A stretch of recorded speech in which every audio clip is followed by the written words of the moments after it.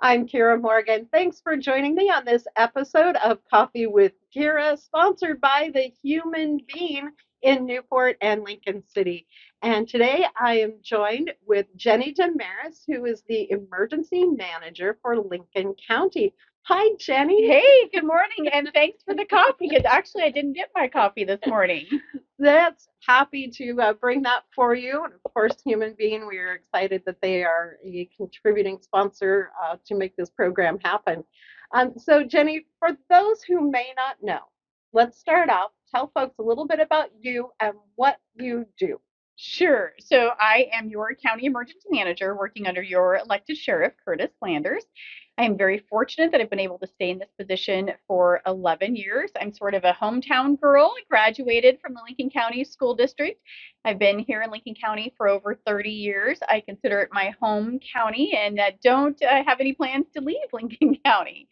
My background, I actually grew up in the healthcare industry, working here at our local hospitals and abroad, and then came back to Lincoln County. So I grew up in healthcare with emergency management and safety. And then fortunately, there was a position opening here with the sheriff's office to reinstitute this position as your county emergency manager. I applied, I was successful, and I've been happy as a clam ever since. And let's talk a little bit about some of the things that you help folks plan for. Sure. So maybe a segue for that is what does an emergency manager do? So the emergency management program is actually broken down into five different phases. So we have prevention, protection, mitigation, response, and recovery. So the least two areas that we want to spend our time is response and recovery, because that's generally when we see our community partners and our community members are most affected. So we really try to spend the bulk of our time on that prevention, protection, and mitigation. In our case, with our beautiful landscape that we have here in Lincoln County, we spend a lot of our time in mitigation, whether it's working with our utility agencies, fire districts, public works, road districts, our planning departments, always looking forward of how do we mitigate something that could impact our community from a natural event so that when the event happens, the impact is less. And then, of course, thinking about prevention or protection, that ties right in with our public health family. We all experienced and lived through the COVID event, and that prevention and protection comes back to sort of that human health aspects. We spend a lot of time with that.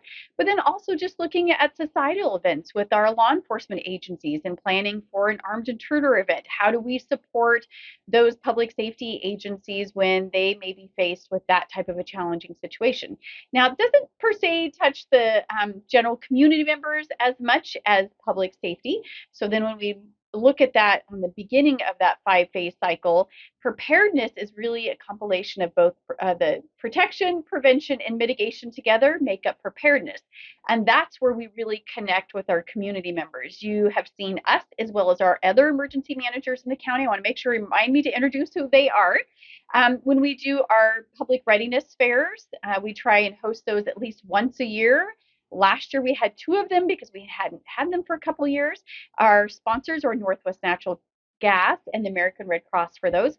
So really trying to find a way that we can get out front and center with the members of the public, whether it's now doing virtual presentations, doing those readiness fairs, or the individual events such as the Cascadia community presentation or those annual wildfire presentations that we do in the late springtime.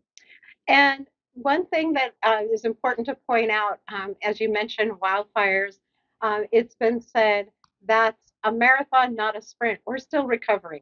Oh, absolutely. We still have community members that have not been able to transition back to what you might refer to as normal or their standard housing that they had prior to the fire. One of the one of the challenges that we find as emergency managers or even policy level is having the community understand that FEMA is there to help us when we have a large scale or catastrophic event, but they don't necessarily make the community member whole again. So when we think about natural disasters, large scale events, and why we put so much emphasis on being able to put a good insurance policy in place, whether you're a business owner and loss of service or damage to your facility, whether you're an owner or renter, same thing to the community member. Do you have homeowners insurance? Do you have enough homeowners insurance? We saw that across Oregon in every community that was affected by fires, where a community member may have had some homeowners insurance, but it really wasn't enough, or they hadn't had their home evaluated recently, and the value of their property wasn't the policy that they actually had. So there was a gap. FEMA can help with that gap, but it's not enough to, make the family whole again. So trying to figure out where I was going with that, but yes. So that's what we do. We try and educate the public in advance on those preparedness things. So when the event does happen, we're here to help them as best we can and get access to those state resources and federal resources when they're available. And speaking of planning, we do live in the Cascadia region. Yeah. We're seeing higher tides, we're seeing landscape changes. That's why it's important for folks to have that emergency plan, right? Yeah, so the emergency plan. So thinking again about what do you as an individual or a member of your household, a family, or even as an employee or an employer to their employee, what do you have in your go kit, your shelter in place kit, and then what do you actually have in your car, your mode of transportation, which the majority of us spend a lot of time with our vehicles. In the presentation that we do for Cascadia, the readiness fairs, we get asked all the time, just tell me what I need in my kit and I'll go get it and then I'm done. And then I politely say to them, it doesn't work it's not that easy. Yes, you could buy an off the shelf cart. There's local vendors here in Oregon, right? Buy Oregon, buy local. But really, you need to decide what is it that you're willing to live without. I remind folks that if you are addicted to caffeine, coffee, like some are, sometimes I am, and you are going to be in a period of time where you don't have access to that, you're going to get a caffeine withdrawal headache. So put caffeine pills in your bag. But really thinking about what are the most important things you could have in your go kit. Are you required to take medications to keep your health intact, right? Do you always travel with your dogs? One of our volunteers, Judy McNeil, every time I see her, she's got those cute little dogs in the car with her. She's got them in an appropriate car carrier. But if she's trapped somewhere, do you have at least some food for those pets that you have with you? I see lots of grandparents that drive their kids to school or they take them to the valley on trips. Do you have enough resources for the little kids that you carry in your car, even if you are a grandma or a grandpa, that you don't generally have them with you? So really just taking some time, it doesn't take a lot of time, a few hours to really think about what is important to me, what would I need, what could I live without? And then, especially when you're thinking about your car, in my Explorer, when you take the side panel off the back, kind of where the jack and parts go, there's this whole cavity of empty space. Well, I shoved it with those safety bags and food, a roll of toilet paper in a Ziploc bag, and shoved it up in that crevice. So if you really look at your vehicle, what are all those different places that you could get extra bottles of water around your spare tire? So that's the car. Talked a lot about cars, but now thinking about home, people think, oh, I just need an evacuation kit. Well, not necessarily. What if, like the past month, you have a long term power outage? I did. I was in East Lincoln County and we were without power for 4 days. What do I have to shelter at home? Maybe a generator with fuel, extra cans of fuel, batteries, flashlights, lanterns, things you can do in the absence of having access to power. Also, there could be a deck of cards. Yes, that's right. Yep, you have to keep yourself entertained because you won't have TV. That's right. Also, thinking about sheltering in place, if it is a Cascadia event or an earthquake where you can't get out, the roads are blocked, or like the Lane County event that we saw a few years ago where we referred to it as Snowmageddon. They had so much snow in the rural areas that the community members couldn't get out. They couldn't dig their way out. There was no landline phone service, there was no cell service, and there was no power. So that really is a very catastrophic shelter in place sort of concept. What would they have to keep themselves going? And of course, good old Cascadia, what would we need to shelter in our neighborhood for multiple weeks until state, federal, and local government could provide some of those resources that they need? And you do presentations. Yes. Talking about this very thing to communities throughout Lincoln County. This is a great introduction to the other emergency managers in the county. It's not just me anymore. So I want to say, first of all, a big shout out to the cities and the tribes. So City of Newport, City of Lincoln City, and the Confederated Tribes of Siletz Indians. They each now have an emergency manager. Their job titles are a little different, coordinator, whatever, but they're emergency managers. So Dell Lockwood is the City of Newport's emergency manager, and I think he's been with us now almost 2 years. Fabulous fella, getting up to speed on everything here locally in his city, really taking that ownership of helping his community prepare. Cassidy Boyle is the City of Lincoln City, quite a bit newer, just this year. She's fresh out of academics with emergency management, so that's kind of cool seeing these young folks come up into these positions that are really trained academically versus us that were trained old school on the job. Still good, right? All principles best of both worlds. That's right? Best of both worlds. And then Randy Storms is the Confederated Tribes of Siletz Indians, and he was here also local in Lincoln County. He came out of our search and rescue group, volunteered with us, and he's been their emergency manager now, I think, almost 18 months. So we've got this core group. Oh, also, both of our hospitals have emergency managers. Mike Bowen at the North Lincoln Hospital, and I think the one at Samaritan Newport Pacific is vacant at this time, but it will be refilled. And then my assistant, Samantha Buckley, who's not here today, she is our assistant emergency manager and also serves in the role of the public health emergency preparedness coordinator. So you can go to our website, find all those folks on there. We're very a collaborative group. We meet all the time. We work with all of our public safety volunteer groups.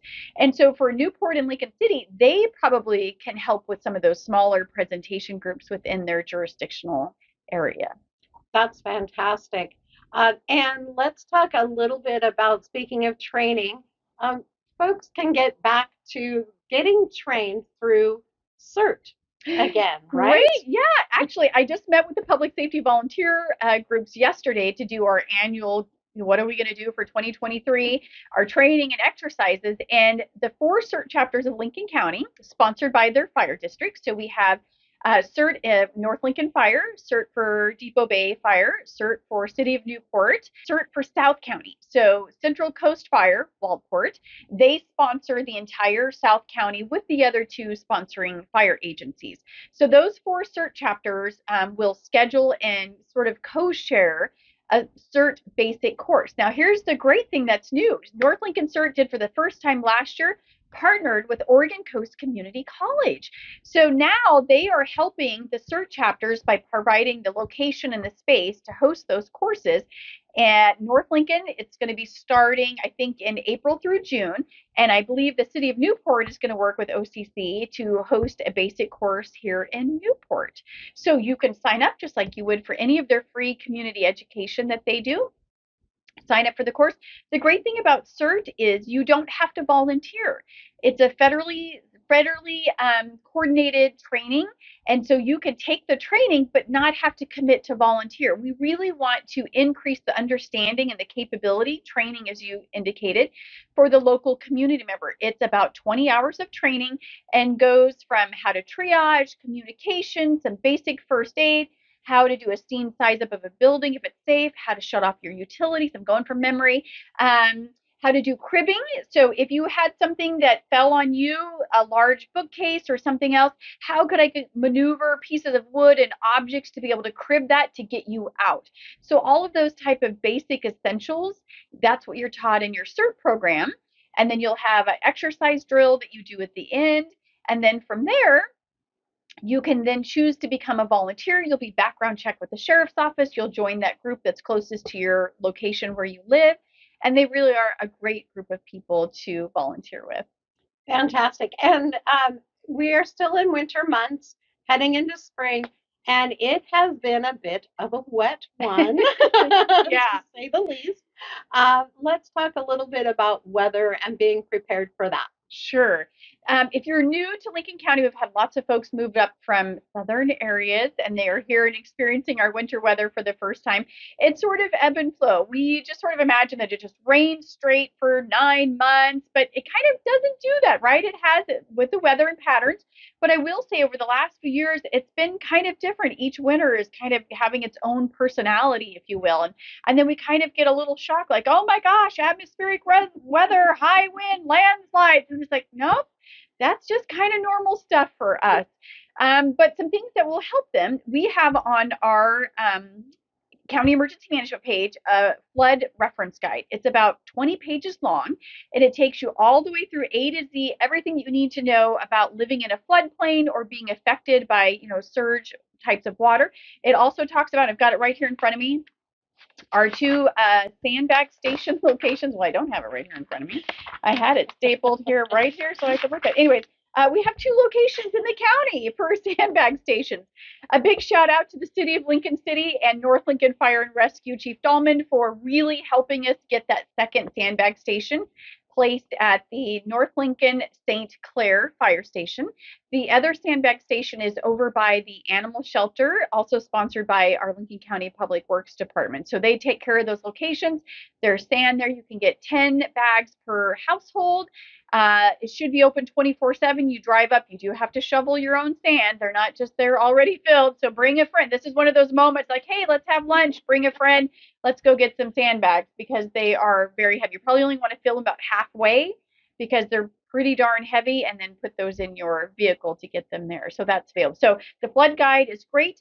Making sure you sign up with our Lincoln Alerts program so you get those notifications if there is a flood warning or watch for one of our major rivers. And then if it's the small streams, there isn't necessarily a forecast or a warning, but the Weather Service does a really good job of letting us know when we need to anticipate sort of those atmospheric rivers. And then if you live near one, you're going to see that complications that come from those atmospheric rivers. And when we have the higher tides, it's not always necessarily raining that can cause some of that low level flooding. Yeah. It can be from high tides, right? Yes. So the National Weather Service has been doing a little modifications with the terminology that they use for their warnings or alerts. And don't quote me on this, apologies, going from memory. So it used to be coastal storm surge, and it's like, what does that really mean? We know what the high wind warning means, but the terminology has changed. But yes, they do give us those warnings when we know we have those high tides, or when the tide is really coming in and we have that atmospheric river. So we have a lot of water that's trying to go out, a lot of water that's trying to come in, and it really has nowhere to go. So then we see that backup, if you will, of that water in those water estuaries, which can be hampering. A great example, I had the power outage a few weeks ago. Samantha, my teammate, was on vacation in a neighboring county, and where their location for their vacation rental had a nice, beautiful country little road. Well, when they woke up on like the second morning, sure enough, that road was completely flooded. Tillamook County, they flood a lot, and they couldn't get out. So again, right back to what we just talked about, shelter in place. Here they were on vacation. Now they're sheltering in place in a vacation rental, and they only brought enough supplies for the 2 days that they were planning to stay. They ended up having to stay, I think, almost a full 4 days, 2 extra days than what they were anticipating, because they couldn't drive out because the water was too high, and not knowing if it's safe, right? Don't turn around, don't drown. Turn around, don't drown. That's right. Don't drive through water unless you know what's there, and over a certain height, do not drive through it because it is too dangerous. We've covered a ton, but is there anything else that you wanted to add I do. before we wrap up? Yep. So a couple things. One, Depot Bay and I are hosting that community Cascadia presentation Saturday, the 28th, 2 to 4 o'clock at the Depot Bay Community Center. Don't worry, we will having some more of these presentations, and I am committed to doing a virtual Cascadia presentation. It will be coming soon. The wildfire readiness presentations will be announced over April and May. We'll have those in person, and the videos that we did over the last few years are available online now. There's 8 different modules that you can pick and choose the ones that you have interest in or make what you're looking for. They're about an hour long each. Great little videos that will get you up to speed. And then something that's new, we put this out last year. I'm just going to quickly go like this. DGAMI, Department of Geology and Minerals, did a FAQ, frequently asked questions document for us as county emergency managers.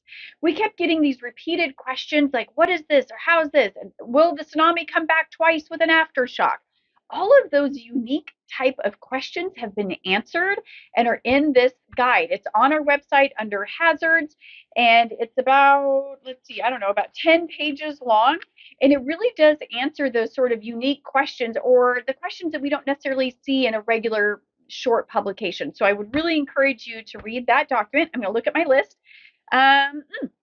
Yes, back to Lincoln Alerts, our emergency notification system.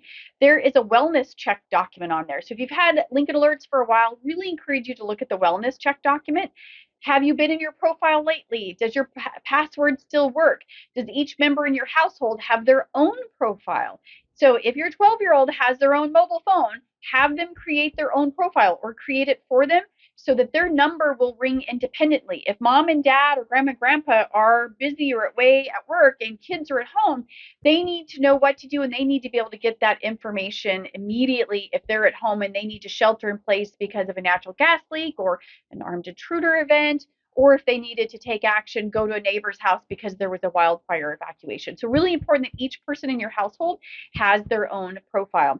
But something that's kind of new, we have this new feature in Lincoln Alerts referred to as the message portal. So now we click that and all of the messages we send to the public pop up on the message portal website. You can get to it right from our main emergency management page.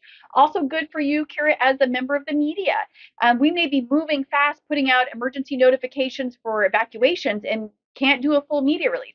But the media can now go to that, or any member of the public, or for example, grandma lives here in Lincoln County, but the rest of the family lives in Iowa or Washington or Portland. Those family members can click on that member portal, bookmark it, and they can monitor and see all the notifications that we've sent out to any of the areas in Lincoln County.